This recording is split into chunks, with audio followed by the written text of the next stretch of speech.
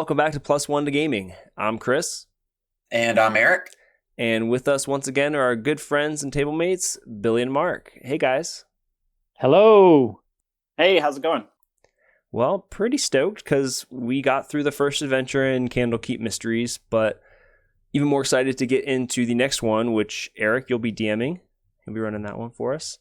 But for this episode, I thought it'd be cool to just talk a little bit about the adventure we played, what you liked, what you didn't, what you learned, or just like any general thoughts you have about the game, the book, that you might want to share before we pass it over to Eric as he takes us into the next adventure.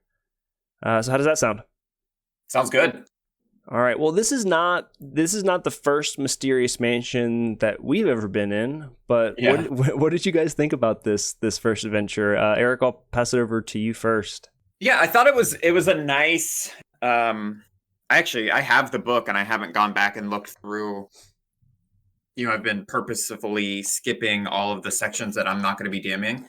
I haven't gone back and looked through it, but it was a nice, concise mansion. I posted the picture of my map that I made following along your descriptions, and there was one point, maybe 2 points, where I got confused and had to change things, but it was a very simple layout, which made it a lot easier to do theater of the mind and not have to have a map, on a screen somewhere. You did a really good job at that because we did not play with a map at all. Yeah. And I enjoy doing that. I think it's kind of fun. Just trying to live in the space in my brain, and drawing it helps me kind of solidify the space a little better. So I normally do it anyway if we don't have a map. So I don't know. The mansion itself, the map of it, like I said, was simple enough that it was easy for us to do theater of the mind, which I appreciate. In the future, would it be helpful to have the square footage that when our friend Jake did it into the Tomb of Horrors? For me, mapping it out, it was a lot easier knowing it was a two wide, 5 deep squares. Yeah, I mean, I think with Tomb of Horrors that really mattered because there'd be a trap at a very specific place, and if you walk there, you're dead. I don't think we need to get as granular as that unless it matters. Otherwise we can just kind of I don't know, you could tell me it's a this by this room, which might help, but I'm not drawing on grid paper or anything, so it doesn't matter that much, at least insofar as my cartography. Yeah, I think it would help. When you walk into a room, just the first thing that you would notice would be how big the room is. That's a very obvious thing that when you walk in. I think one of the things that got me about not having a map is that a lot of information that I didn't ask for is things that I thought would be really obvious. It's hard to think about when you walk into something that doesn't take a perception check, something that when you walk in, it's just, okay, this is a room. What would you obviously see right off the bat? And the size of the room, things like that would be key. And so it's it's that fine line of describing the room as soon as you walk in, even maybe using some passive perception checks, just so it's if we have to ask about every little thing in the room, it sometimes slows it down, which is I think maybe why it took a little bit longer, because it's like pulling teeth about every little bit of information in the room is I don't know if passive perception checks were used, but it's when you walk in, the size room, even if it doesn't have to be exactly 25 foot by 20 foot room, you can just say if you had that information, it's really easy. But you could say a large room, a medium room, about 20 by 25 foot. Yeah. So when we walk into a room, there's a couple times in there when we would say we wanted to do something, and then we'd be well, the room's not big enough for that. So yeah, I think it also kind of time. Yeah, it kind of could depend. I feel like it could be more useful too, depending on your class or, also what you're trying to do. Yeah, if Because you've if got you're melee or like Eric trying to throw his shield blocks around, whereas I just kind of needed to stand and shoot arrows, which is, unless it's a really tiny room, didn't matter all that much to me. But one thing I noticed myself without a map, because, you know, we've played in the past with everything from like Roll20 to Eric's minifig collection, like standing in. And this time I felt like I had to play more my own character. It was more like introspective, like what would my character do? Because I couldn't as easily keep track of everyone else and just like follow along. So that was kind of interesting to me. Yeah, playing with no, like, literally just paper and your imagination, it's a whole different element. There's so many things that can get lost in the shuffle. Like Billy brought up, like how much information is important. You know, those are things that like I struggled with too, of like how much to give without making it too obvious. Or, you know, I try to only bring things up if it matters, like the small spaces. Like, Yeah. like normally it won't be an issue until it is. Like when in the map you're in a tiny space like that. But I also understand, like, making sure you guys have adequate information is really, really important. Yeah, and what Billy was talking about, like with the passive perception, like I feel like every time we go into a room, I'm looking at the pages now. You know, every time you go into a room, it has the like description, and you read all of those. Like I think that's what Billy was taught. Like when you walk into a room, you kind of know how big it is. You get these descriptions, but none of them say, you know, it's a 15 by 15 foot room, which I have now just changed my answer. I do think that that's important, and I'll tell you why. We missed, and it took us forever to find the secret passageway behind the study. And if we were doing grid and being precise, and if we were smart, all of the other rooms are 20 by 15, and that one's 15 by 15. So we may have noticed that it's smaller on like the northern end or whatever.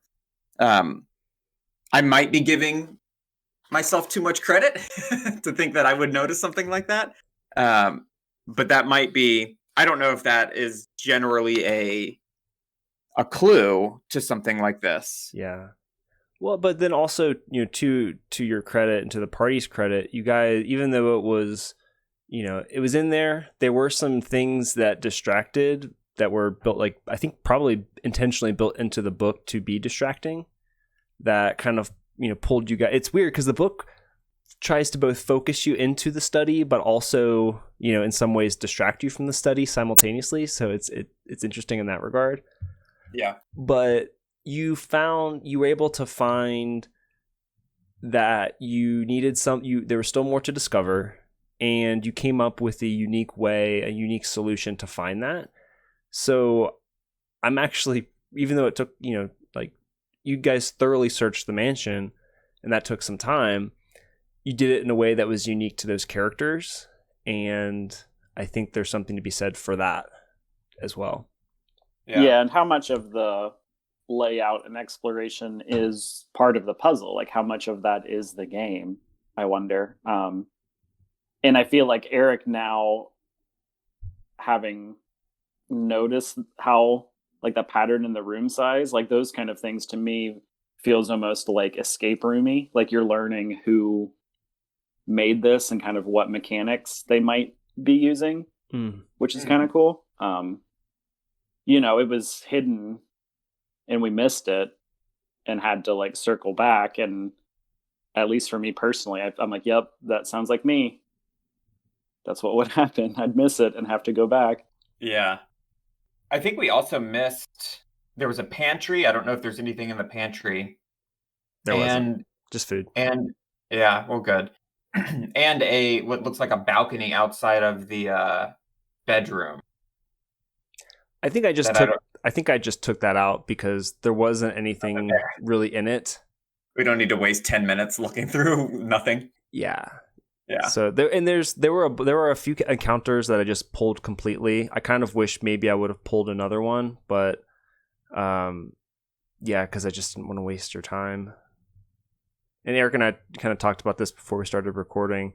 You know, in this adventure, things just kind of jump out and attack you without you don't really get many options to negotiate or defer combat. It's just, oh, books attack you, chair attacks you, another book attacks you, which is like, okay. I mean, it wears the party down and makes the search, like, it has an effect, but I don't know, I like combat, but I do feel like it slows things down substantially.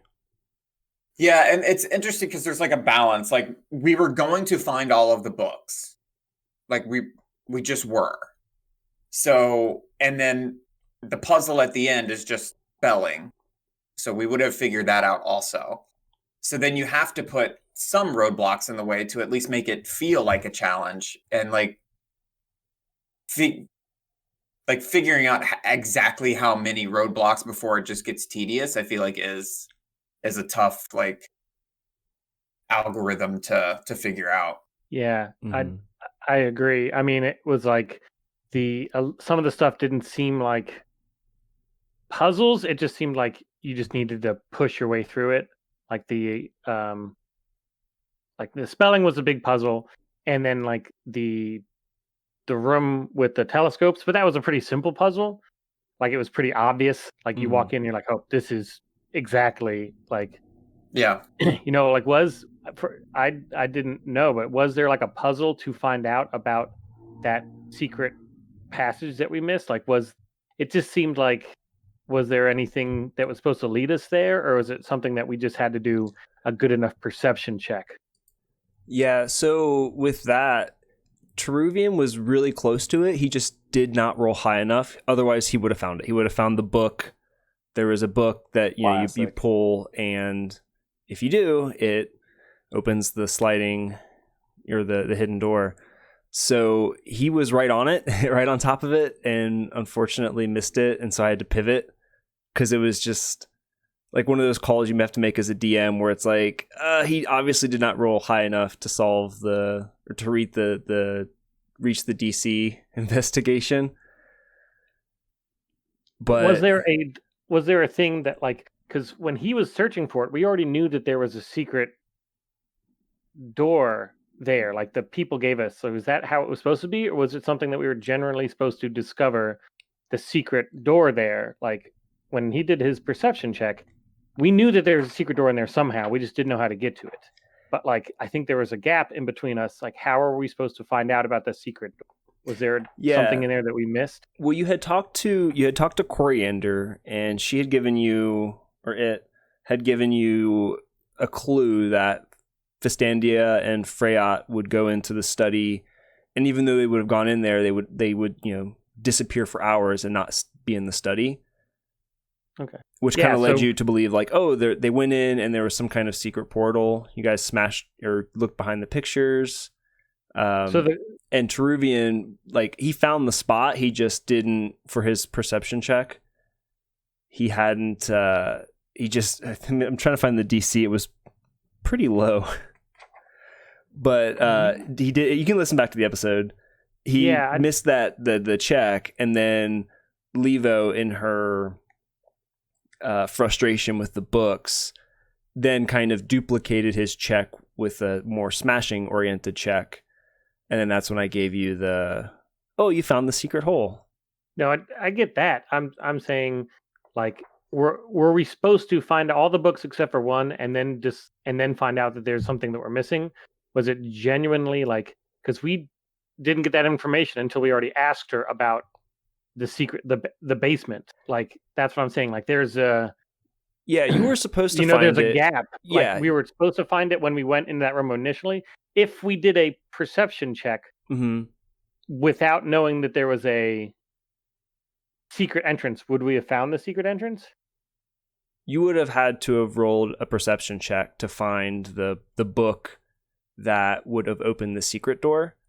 That required a perception check. Teruvian tried to make that check and failed it. No, okay. Yeah, and then Levo saved it basically. No, I Yeah. understand that. Were you, if we didn't know that there was a secret door and we rolled a perception check, would we have found the secret door? I Like at the understand your beginning, question. if we rolled Yes. a perception check, because when we went through the beginning, like when I was looking through for the books, like it seemed like you didn't want us rolling perception checks because I would roll a perception check when we went into the room. You're like, oh, well, they're an obvious book, you'd find it.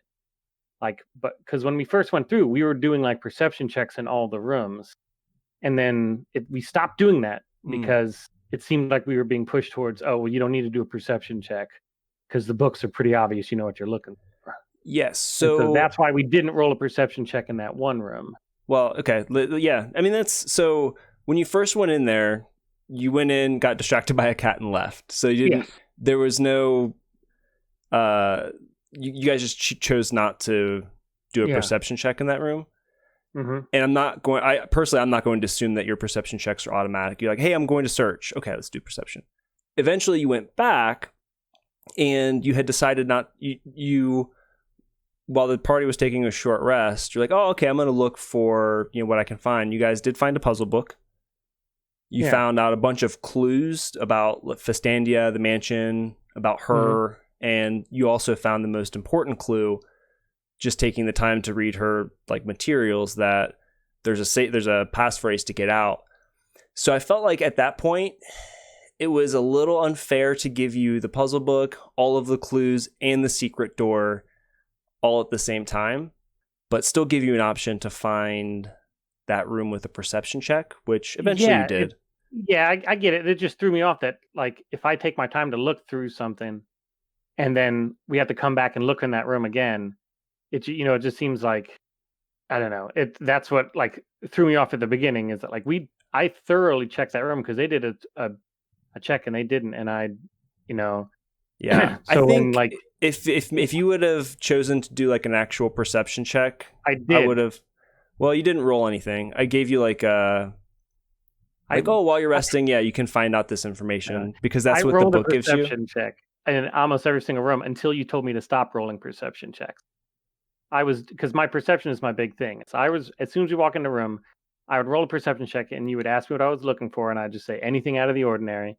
And then after about a couple of rooms, you just told me to stop rolling perception checks. Yeah. Well, so I apologize for that, because I feel like once you know that the book that you're looking for, like you know what it looks like, the way they have it in the book, and for this stuff, I was really trying to just go off of the book. Those books are out in the open. Like they don't really require, like once you've seen them and like, oh, these are the books with the puzzles on them. Like you don't need to roll any perception checks to find them. So I should have been more specific to you to say you don't need to roll a perception check to find that book. You see that book. So I will own that, because that's a very specific and important thing. But I also wasn't trying to prevent you from searching to find the things that you were actually like hidden things. Okay, yeah, because that's what I like when we started off. We were, I was doing it when we walked in. I do that, like we'd walk in, I do a perception check and look for things, and it just seemed like that kind of went away, and it so like when there are secrets in the room, I don't know. That's what kind of got me a little bit confused. Yeah, I'm really sorry about that, because I definitely don't want to like hold any information from you guys if you do the searches, and because there were times where you would search for something, you don't see anything, and you just didn't roll high enough. But with the study room, I definitely see your point in that you spent some time there, to gather some information.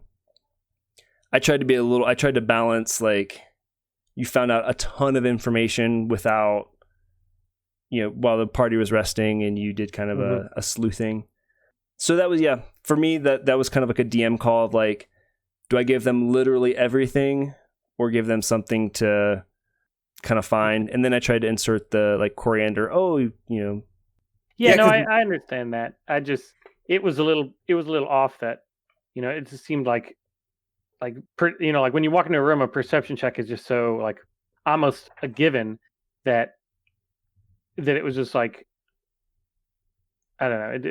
It seemed a little weird that like we're in a mysterious dungeon or mysterious mansion with a bunch of mysterious stuff. Like, and we're kind of being okay. We found the book. Let's go to the next room. Like, real like kind of pushing us to go on the path that we're doing, and like and not when we first went in through, I guess because it took time, we were going very carefully, and then once we found that, like it felt like like we didn't like oh there's no more secrets in here. You found the secrets, like kind of that's the impression that we got was like, all right, let's you found the secret. It's this book. Let's go. Now you know what to do to get the book. Well, if the player makes that assumption that there's secrets left, when you tell me to stop doing perception checks, that's the that's what I'm saying. Like, yeah, and again, I apologize for that because you did not need to roll perception checks to find the puzzle books. The puzzle books were always in the open.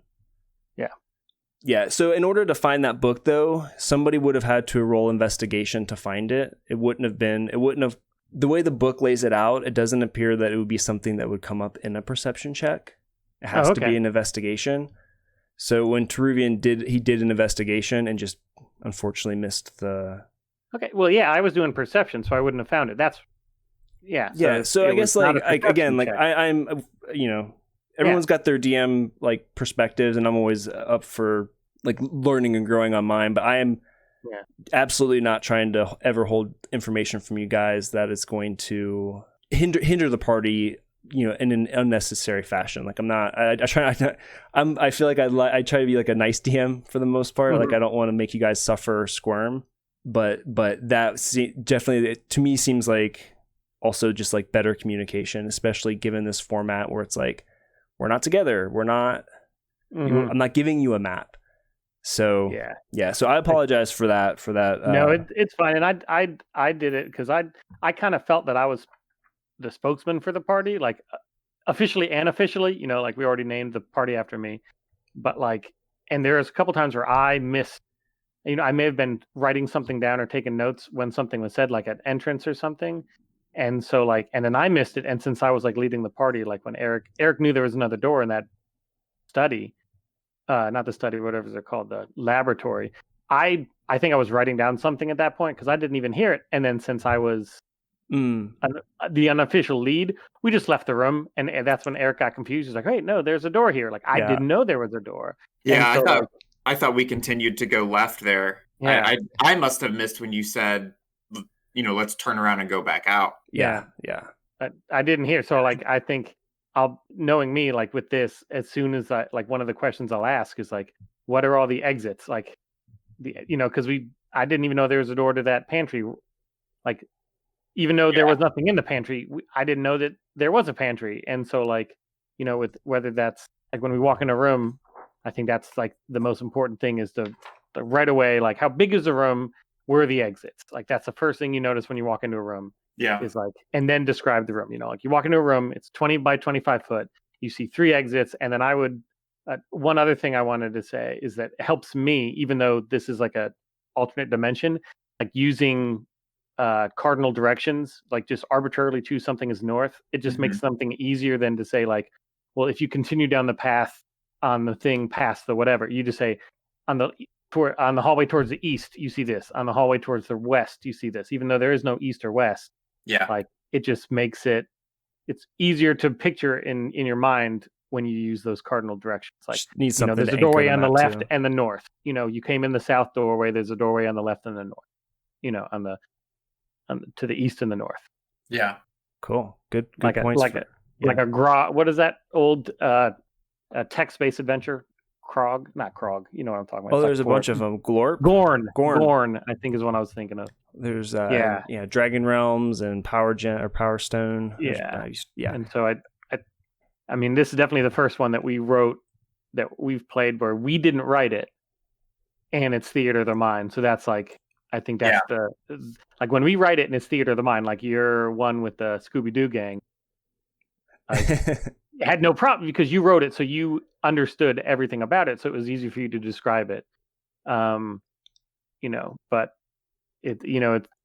I think this was a little bit trickier because it's harder for us to picture, and it was harder for you to describe because you're going off of like the descriptions that somebody else wrote. Yeah. Yeah, and that might be, I mean, we'll see as we go through, but that might be like a central problem of this book is that the adventures are so short. Like the one that I'm doing is like 7 pages, so they don't have a ton of space to describe everything and really give a ton of detail. I don't know if they were limited in like, hey, it has to be under 8 pages or it has to be under 10 pages or we can't fit it in the book. Yeah.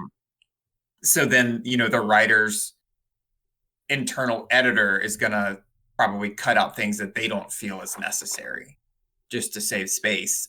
And then that becomes necessary to us as we're playing. Yeah. But also what's neat about them is they give you, you know, they do give you a lean adventure to start with. You know, there were a few points where I added some of my own flavor or, you know, decisions in it just to kind of either make it more appropriate for our adventure or just add some more fun for you guys. But I think that's the other good thing about it is like, one, just minimal prep. You have everything, and having this book just full of small adventures is great.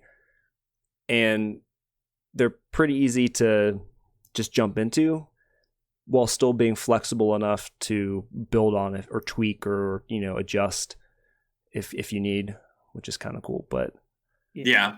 So I mean, it pros and definitely, cons. yeah, it definitely feels like this study was like the crux of this whole dungeon. So I get what you're saying. Like we got a puzzle book. We got her journal. Was that what it was? Mhm. Her like writings. Yeah, the library is just And- full of it. Yeah, and the like secret door. And there was a cat in there. Like, what am I supposed to do with all of that? So you do have to like, and when we were resting in there was pretty early in the game. We hadn't gone upstairs yet. I'm not sure I don't remember exactly. I don't know if we even went out to the arboretum or whatever yet. So I also get like the inclination of like, I don't want to give you everything. This is your, like, it was the first room we went in. We easily could have done the right checks and just figured out like basically all of the secrets in the beginning. And from then on, we're just pushing through. And I thought that's what was going to happen, to be honest. Yeah. And I was kind of banking on it so that we could wrap this up like maybe 2 or 3 episodes sooner so that we could like, you know, continue moving on. But that goddamn cat. Yeah. But the thing is like, and I enjoyed this adventure. I really did. I liked it. I thought the like lore was neat. The space we were in was really cool. The like Beauty and the Beast type of inanimate objects that become animated was interesting. But I don't think that that's a great way. Like, you shouldn't put the crooks as more than likely the very first room you're going to walk into. Yeah. Yeah, this one could have been like, I know that this was made by them, but like that was one of the things that, and it's not on you. It annoyed me because it felt like we had no chance of like it's like when you escape the room, like you feel good about solving these little riddles that lead you to the next riddle. And there wasn't the chance to do that, to give you that good feeling of inkling, like these little riddles solve, like, like, was there a clue that we could have found, like using a perception check that leads to an investigation check, like, because you're not going to go in and immediately roll investigation checks in every single room. Right. Yeah. Like, because investigation check is you already know there's a mystery, you're trying to solve it. But like, you know what I'm saying? Like, it's those little clues, like doing a perception check. You're like, you notice that, yeah, this room doesn't seem as long as the others. Little things like they could have put that in there, and you're like, oh, okay, I'm gonna, little bits of clues, and I think that's like that could have been left out because of the length they had to keep it under this. I think you did a really good job of describing it. I think the flow went really well. I think that we weren't like, when we asked you a question, like whether you had to research it or you made it up on the spot, I didn't know, because I think you did a very good job of keeping the flow right. Even the combat. And I definitely don't think that combat was aimed for level 1 creatures, because we would have all died if we were level 1. So I'm glad you guys were level 2 for sure. We got wrecked a couple times. Yeah, were those the creatures in the book? Yeah, and I pulled some out too.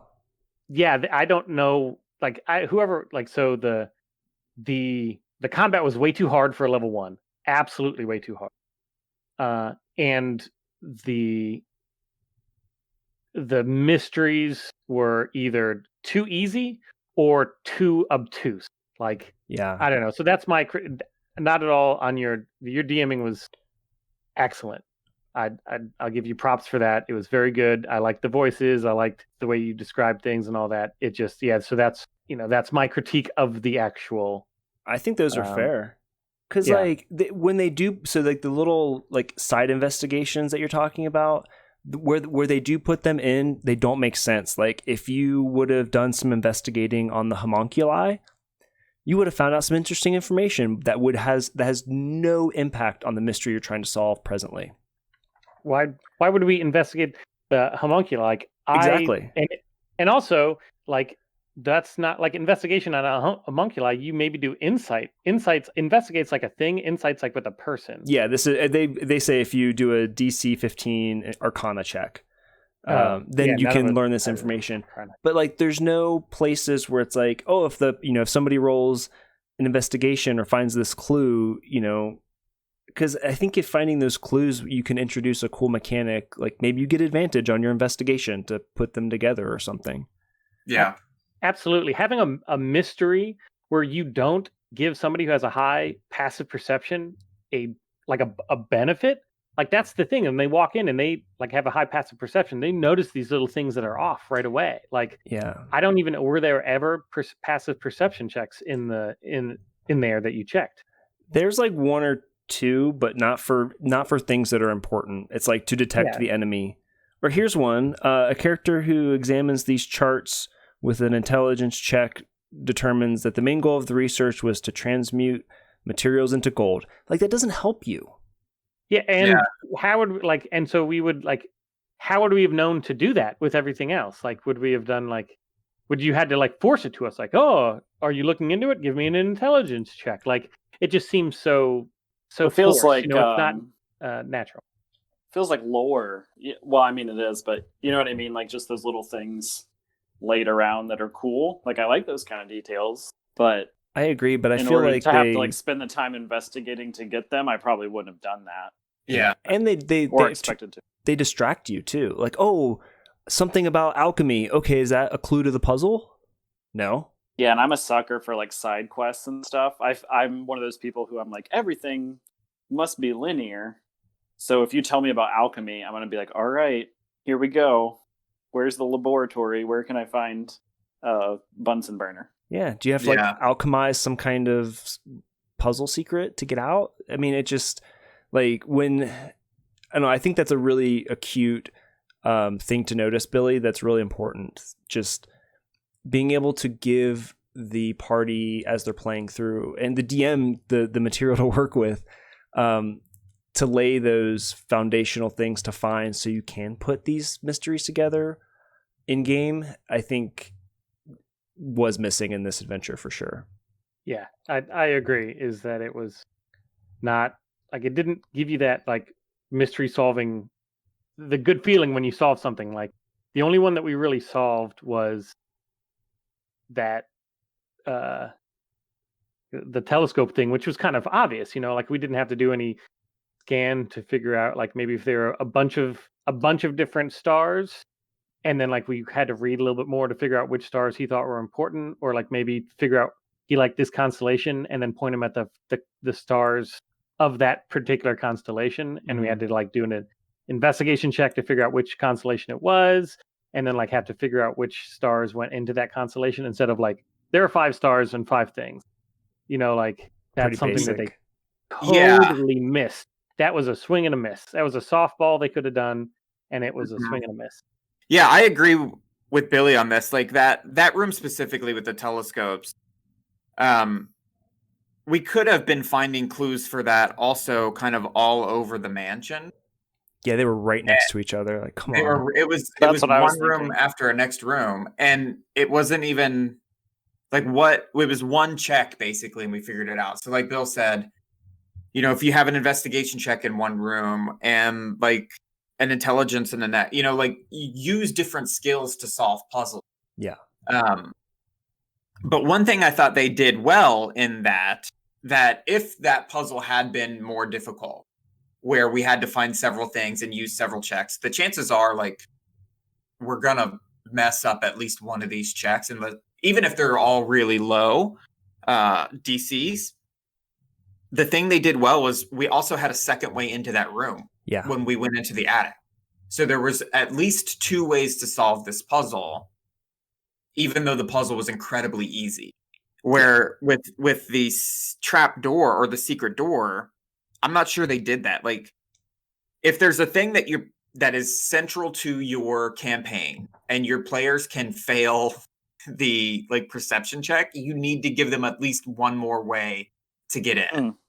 That's really good. As somebody who's never DM before, like that's something I wouldn't have considered, but that makes total sense. There's always a possibility that they fail something vital. You know, like, oh, this is a super vital check, and they fail. And what do you do from there? Does that just stall, or do you have to have them do it again? Like, oh, well, you want to take the time to roll it again? Like, that's no fun. Like, then there's no check. Like, if there's no chance of failure, like maybe you had to do something that's way harder. You know, like, I understand, like, that's the easy way is to do this check. Like, it's obvious. But besides that, maybe, like, you had to crawl through the Arboretum sewers or something like that. You know, like, you notice a smell and you had to, like, somehow it was hooked through, you know, pipes or something like that. There's another way, but it's less optimal because of said reason. Yeah. And so... Chris and I were talking before we started recording, and it was, at least for me, like prompted on this. Like I read something somewhere that there should almost, at least with like crucial things like this, there should almost always be at least 3 ways to get to it, like, or to get through it: stealth, combat, or checks.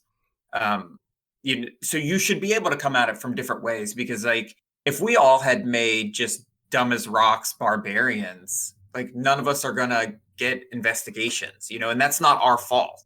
Like we built our characters.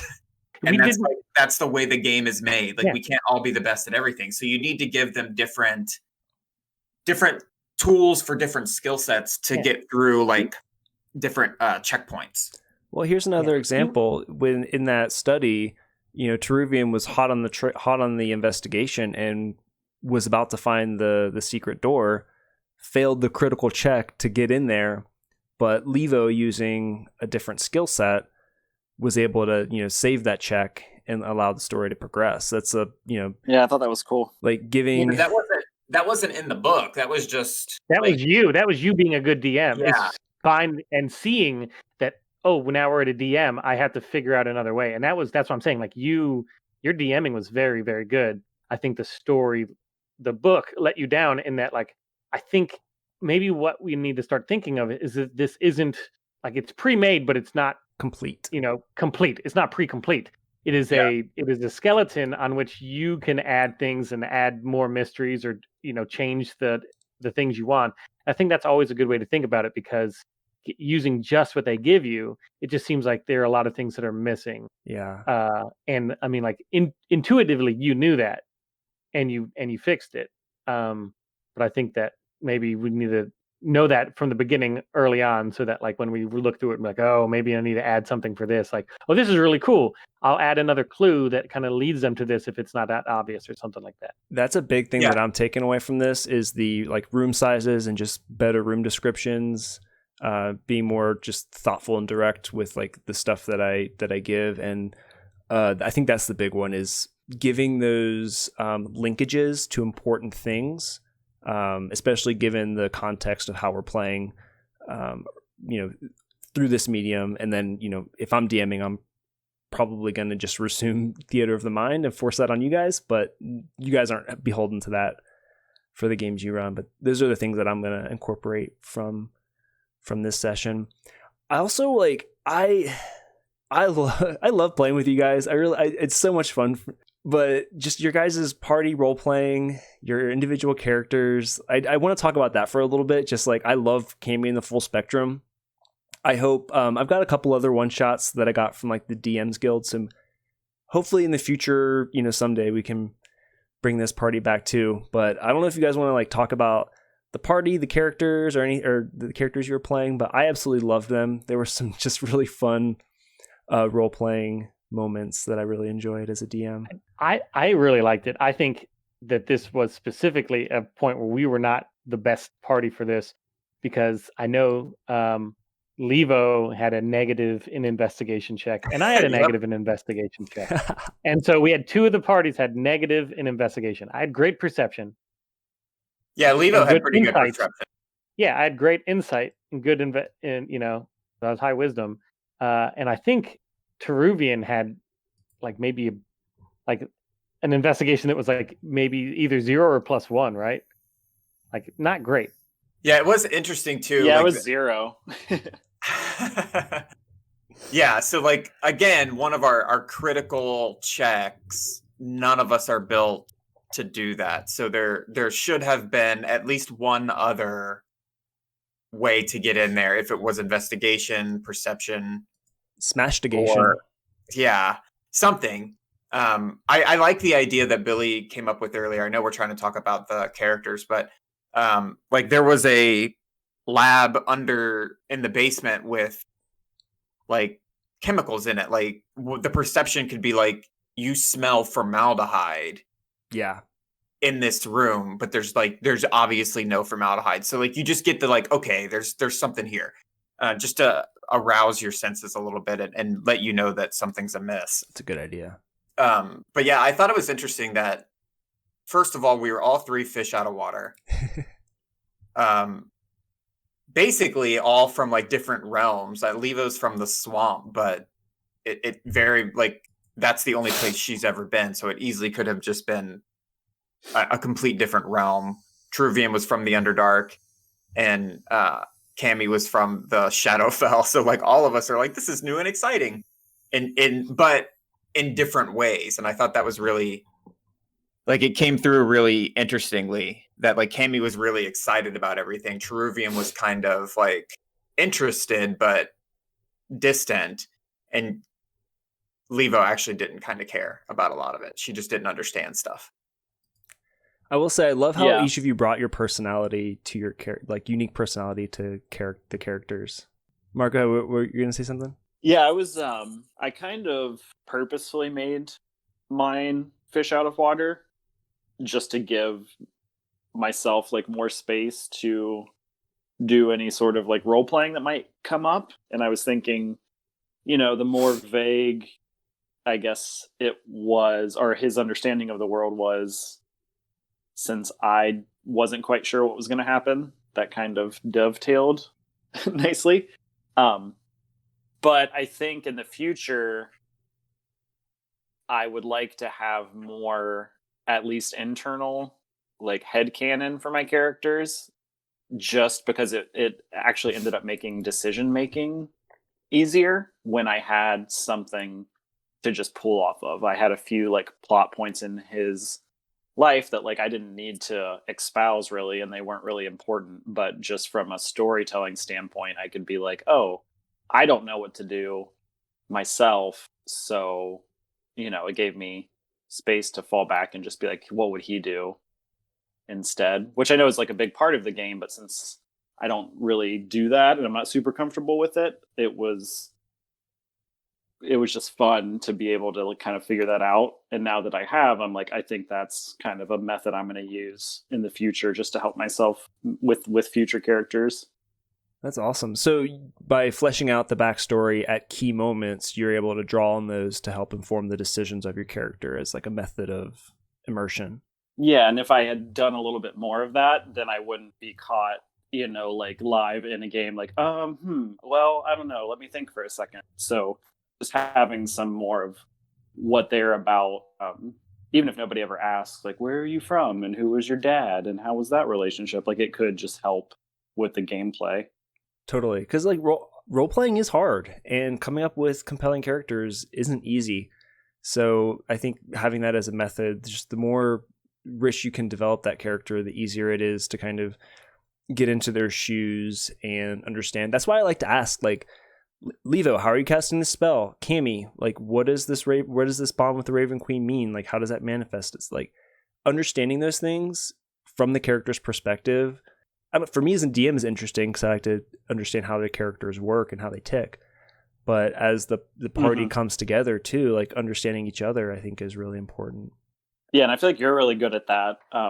It's not like disruptive or invasive the way that you can just be like, okay, tell me a little bit more about that spell you're casting. And that's an easy way to just bring up, like, it's just a slight nudge of like, hey, like, get into the game a little bit here. You have an opportunity that you're missing, which I appreciate. Well, for me, like my enjoyment as a DM comes from, are you guys having fun? Like, are you guys doing the cool shit that you want to be doing? Like, that's kind of what I see my job as, is just like, the facilitator of the story. So that's one of my ways of just like, this is your chance to shine and to share, to show off a little bit and show off your character. And I like to make sure that you guys have as many opportunities to do that as you can. Yeah, and then like, of course, the inspiration thing helped with that a lot, because that was encouraging. It's just that little dopamine hit to be like, yeah, that was cool. Like, I'll reward that. Yeah, sometimes I forget to do it because it's just, I get so overwhelmed in your awesome shenanigans. But I like to give them out as much as I can, as long as you guys use them. Is there anything that you guys want to talk about for characters or the party before we move on to new and exciting adventures? Yeah, I think Mark hit on something that Chris and I have talked about before. I don't think we super fleshed it out. It was just one of our conversations that, like, we end up trailing off into something else. Like, knowing what your character will do in like very specific situations, I think, is another like really good way of character building, rather than, it doesn't necessarily have to take the place of, but sometimes in addition to your like long form backstory of, I was born an urchin and I grew up here. Like, what does your character do when he comes up to a locked door? What does your character do when they see $1 on the street? What does your character do when, all of these prompts can help you define what your character is, who your character is. And then you'll start to see a pattern, like, oh, I snatched $1 and put it in my pocket. I picked the lock. Okay, this is this type of person. Or, I don't care about the dollar. I don't care about material wealth, and the locked door doesn't bother me. Like, it just helps you build the psyche of this person. And when you get into a situation like that in a game, you know what that person would do, rather than like, ooh, I don't know, he was born an urchin, so maybe he would pick the lock, but maybe he's used to doors being closed on him. Like, you don't have to get into like the really psychological parts of it. You just have like clear answers on what your person would do. Yeah. And then you can, as a DM, you get to challenge that by offering some moral conundrums with those behaviors. Like, yeah, you're going to open this door, but it's to a single mother who's, trying to provide for her 3 children that you're trying to rob. So, what does that say about your character when you make those decisions? So then you get to challenge that too a little bit. Yeah, and there are, like with your bonds, ideals and flaws and different things, like they give you a little bit of those. But I wonder if there's just like a list of like these types of questions. And I think this is what Chris and I were talking about when we had this conversation originally. Just like, 30 standard questions or whatever of like, what would your character do in this very simple situation? So it's not moral conundrum, because then you can add that on later. But just very simple situation. You're in a dungeon, you have a captive. Do you feed him? Do you kill him? Like what type of person are you? So that again, when this pumps up later, you know what this character would do. And then you can add moral conundrums on top of that. Yeah, I think it's a really good exercise. Well, you guys did a fantastic job playing. I loved each and every one of your characters. I had a ton of fun. I really hope that you guys did as well exploring that mansion. With that, Eric, you're going to be running this next campaign, so you're in charge. Take us through what you have planned, the setting, any zero session. It's all you, buddy. Okay, so the next adventure is called Mazfroth's Mighty Digressions. The tagline is, a monstrous revelation sheds light on a merchant's scam. So in this next campaign, we are going to the year 1894, the Gilded Age, the beginning of the Progressive Era, and the awesomely named Gay 90s. that's real. To give you a little bit of context on like what the world is, this is our world, like the real world in 1894. Grover Cleveland is the president. Coca-Cola was just sold in bottles for the first time. I think the motion picture was like just invented. A fire ripped through the World's Columbian Exposition in Chicago, and that is actually where you all met the year before. So I've sent a list on Facebook a couple weeks ago. I could post it again of a few real life people who were all alive in the mid 1890s that I think are probably some of the most interesting people who have ever lived. I've read biographies on a bunch of them. I've been like mildly obsessed with some others just like over the course of my life. And all of these people didn't necessarily know each other, but they were almost all at the World's Columbian Exposition in Chicago in 1893. So they easily could have met. And I think that that's just like a really cool setup for a league of extraordinary gentlemen with real life people.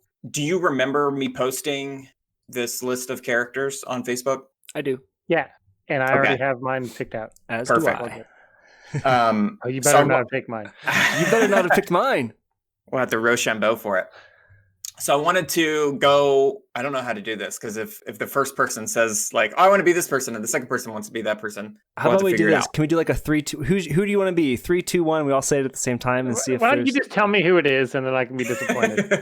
I'm extremely flexible. I had hoped to play Nikola Tesla as an artificer. Perfect. I have a guess on who. Hang on, Bill. I have a guess on who you're going to pick. So who am I going to pick?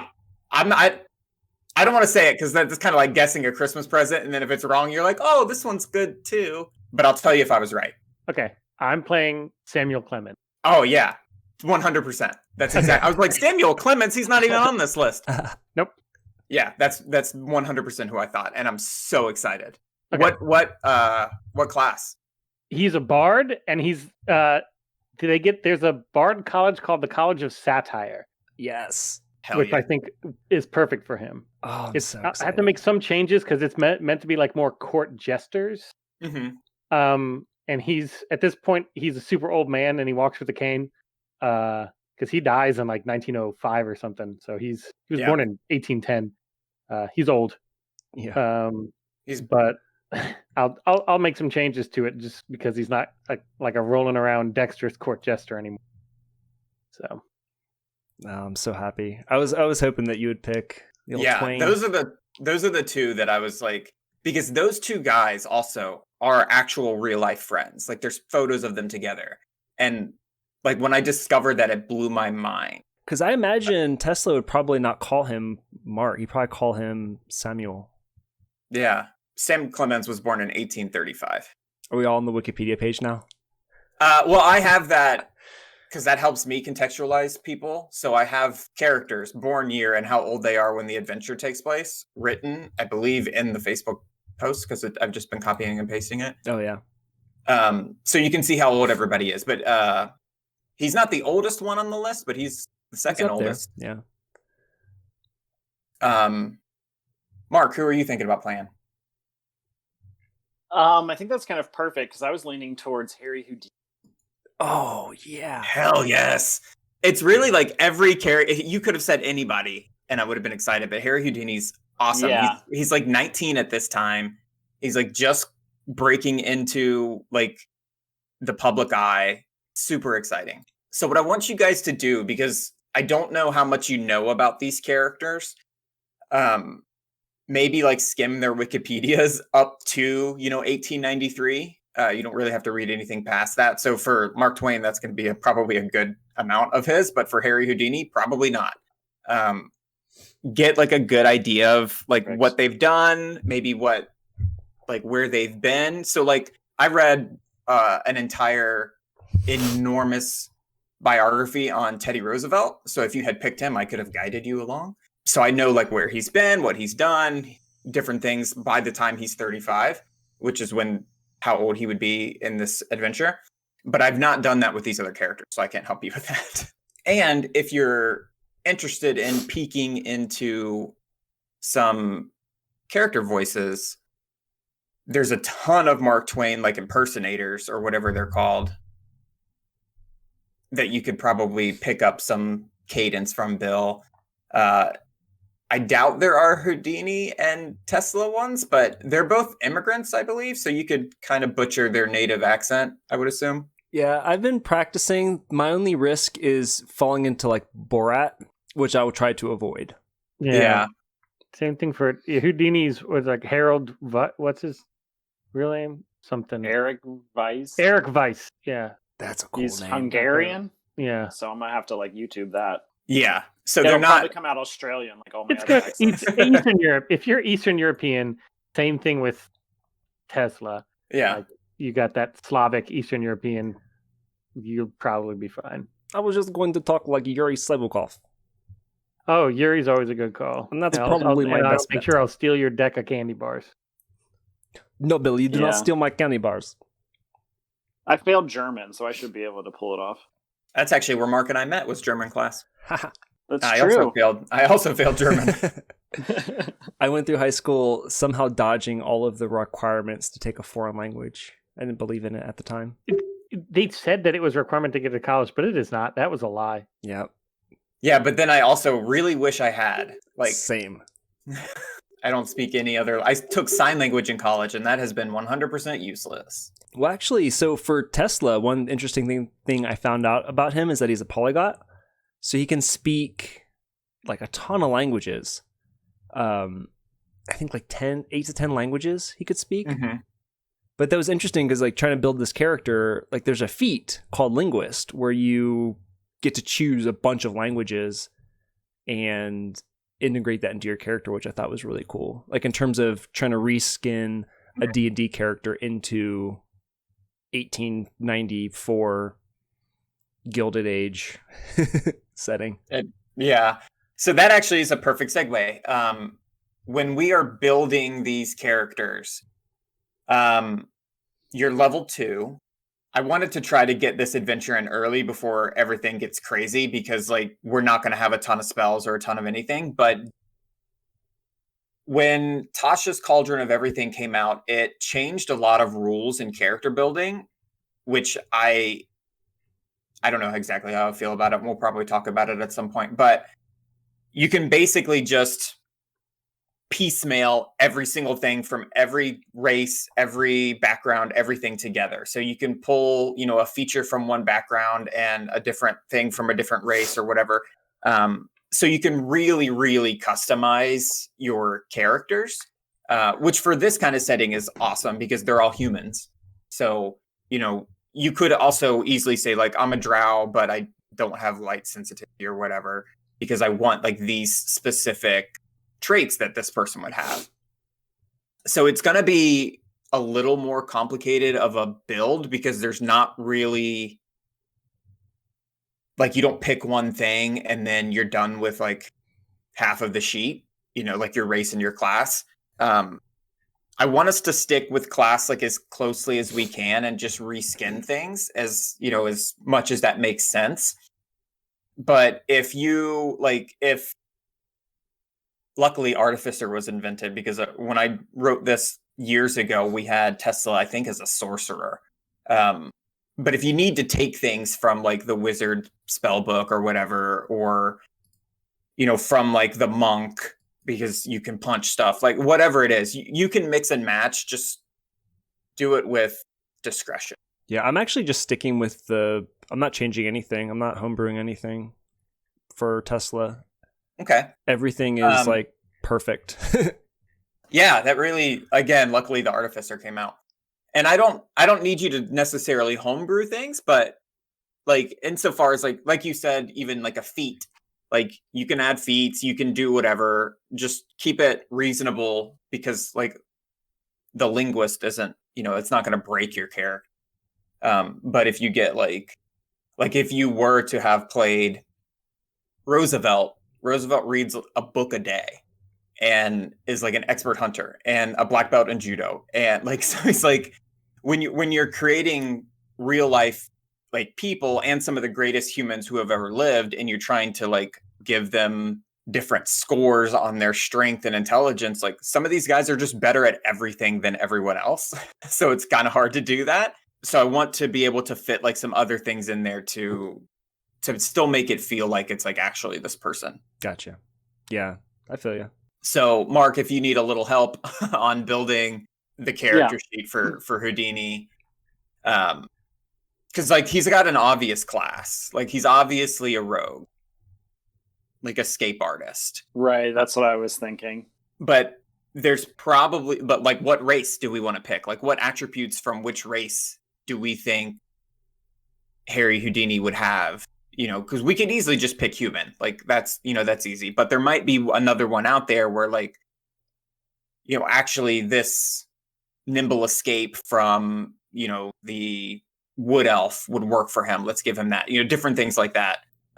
We can kind of look through and figure out. You might not even ever use them, but just to fill out this character sheets, I think is going to be a little bit of an extra challenge than normal.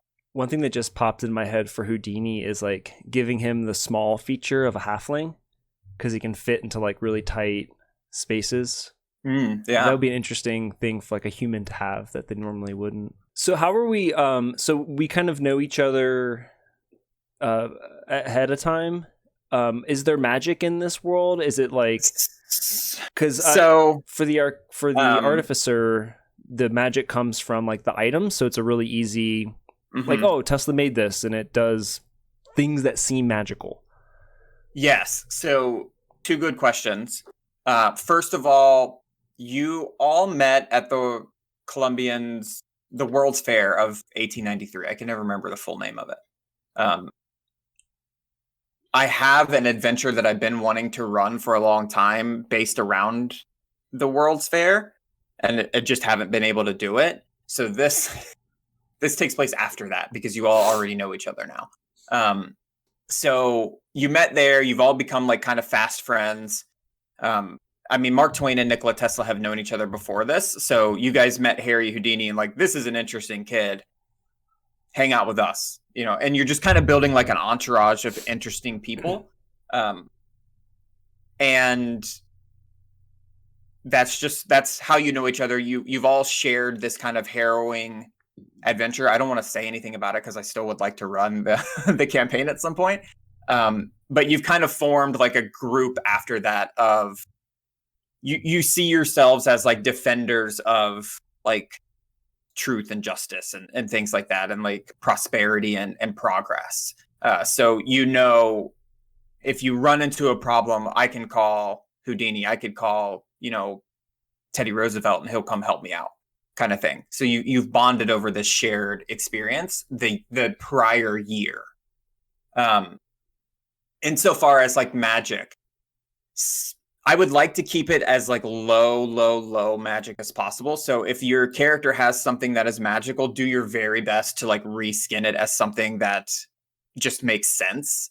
So that I mean, with like rogues and artificers, that will probably be easy. I don't know the College of Satire Bard, but I mean, we could just assume that, like, if it's anything that's like charm person, like Mark Twain could charm a person. Yeah, it's not going to be magical. Like his main attack is going to be vicious mockery, obviously, but there's nothing magical about it. He's just going to say words that make you physically hurt yourself.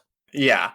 Yeah, so, like things like that. Like it's all going to be in character to Mark Twain, and there's not going to be any magic about it. Good. Yeah, because what I think could easily happen is like, okay, Mark Twain was so famous because he was magical. Like he actually had magic. So when he said shit, it actually did magic to other people. And I want to avoid that. Same with, you know, everybody. Like Nikola Tesla wasn't brilliant because he knew magic. He was just brilliant. And Harry Houdini, you know, brilliant in a different way, wasn't because he could just magically escape out of, you know, milk canisters with straitjackets on. Like he had to do the work. I would say there's something inherently magical about words. Something inherently magical about all of these people. You know, but not like the weave magic. So I have another kind of like clarifying question about the setting. Mm-hmm. So with this kind of like version of Tesla that I wanted to play, it's kind of like the Tony Stark Yeah. That's who I'm kind of channeling. Like, because when you look at Tesla, he was very, very well groomed, incredibly tall, just like a striking, handsome, like very in fashion type of guy. Yeah. And very charismatic. And I just thought like making these inventions, these cool technological inventions, and with the artificer, you get to choose a couple of, basically you get to start with a couple of lesser magic items that you get to pick from, and just kind of integrating that into an exaggerated version of the world. Is that like a pop kind of culture version of the world, or do we have that liberty? Yes, 100%. So, if you read, I read Nikola Tesla's autobiography years ago. You don't need to stick to like his actual personality, although like it could be cool. Because a lot of people I think nowadays think that Tesla was potentially on the spectrum. And he died, they think, a virgin, and like was in love with a pigeon, allegedly. Like there's a lot of really crazy, weird shit about Tesla. You can lean into that, or you could have him be Tony Stark. Like that, I don't care. It's already an exaggerated like world because we kind of stopped talking about magic. So you guys don't have magic. But like Aleister Crowley, if you had picked him, he's got magic. And like Sitting Bull probably has some magic. But I still want it to be like very low level. Yeah. So it is like you said, like a pop culture version of the world. I don't want to get into like gritty realism because I don't think that that's necessarily fun nor the right place to do it. So yes, restrain yourself, but also make this world magical. Yeah, not magical. Like because the artificer like gets quote magic, but it's done through items, so it's very like, oh, it's just electricity, and that's in the spells that I think that I chose were like identify and maybe detect magic, but that could be just like a reskinned version of something else in the game. It's like historic magical realism. Yeah. I like that. And what was there's like a phrase that like any like advanced technology is indistinguishable from magic. Yeah, I know what you're talking about. Something like that. And like this is the time in like human history where that is like definitely true. Like think of The Prestige. The Prestige takes place during this time, the movie The Prestige. And like, so they're stage magicians, but technology is advancing so quickly and the average person like can't, I mean, this still happens, but the average person can't like understand it. So like it can easily be either disguised as magic or just like actually magic because no one understands it but Tesla. So is he not a wizard? Yeah, totally. I'm super excited. Did you have any other questions about it? I thought there was one that I missed. That was the ones from me. Okay. Or that I had there. Billy, do you have any questions? No, I'm good. I'm ready. I'm focusing on my guy. I think I'm good to go. Good. Mark, anything? No, I think it all makes sense to me. Cool. I just got to do some research on my character as well. Awesome. Yeah, I'm really excited. Like I said, this is a setting I've been wanting to play for years. So I'm excited to see what you guys come up with. It's weird to say like character wise, because obviously I know like who they are, but like how you interpret them, I think is going to be super fun and interesting. We are more than likely like next week just going to get into it. Like you guys are just at a place and we can figure out like why or what or not, because I'm not sure it's super important like why you're there or how you're there.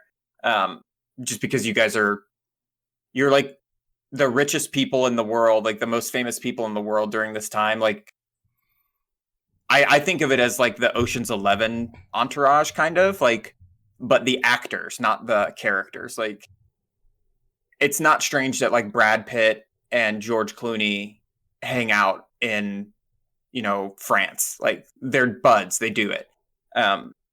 So that's kind of like the setup a little bit. I think it makes it easier too because we have that pre-existing relationship. Like there's not sort of the awkward or as an awkward like, oh, getting to know you. Mm-hmm. Yeah, and I love the World's Fair is perfect for that. It actually makes sense. Yeah, I mean, I can talk about this all day. I love it. But like the World's Fair, like I said, Mark Twain was there, Tesla was there. Buffalo Bill and Sitting Bull weren't allowed to be participants, so they set up like a competing fair, like Buffalo Bill's Wild West show, outside, like a mile away. Yeah. And like they all like intermingled with each other, but it's just like this weird touch point in history that, you know, almost like the signing of the Constitution, that like all of these great figures were all in the same room at one point, and that's just like, I don't know, it's super cool to me. Yeah, that whole World's Fair is just a super cool story and setting. So that is going to be the next mystery. Sorry to give you guys homework to like have to read Wikipedias and potentially learn like accents and watch character actors play your people. But I think it's a good exercise in, you know, in building characters, because we have these constraints. Like, these are real people. You can go out of the box, but you're not starting from scratch. So that gives you some leeway, or gives you like a starting point, but it also gives you some like boxes you have to play in. And I think that that's really fun and interesting. Yeah, I think that having some constraints or parameters breeds even more creativity, because you have to, you know, express that within these restraints. So I'm personally like, I am so pumped to play this game. For sure, me too. Creativity is nothing if not problem solving. Yeah, I think we'll be doing a lot of that together. And just like, I think the thing I'm most excited about is like being able to interact with the party, like Harry Houdini and Mark Twain, Nikola Tesla. Just like, what shenanigans are these guys going to get into? And we will find out next time. That's it for our review of The Joy of Extradimensional Spaces and our Zero session for Maths Frost Mighty Digressions, Adventure 2 in Candlekeep Mysteries. What's in store for Houdini, Tesla, and Twain? Subscribe at +1togaming.com to find out next week's episode, where we get right into it with Maths Frost Mighty Digressions. Have you played through The Joy of Extradimensional Spaces? What'd you think? Let us know in the comments section, or shoot us a note at +1togaming@gmail.com.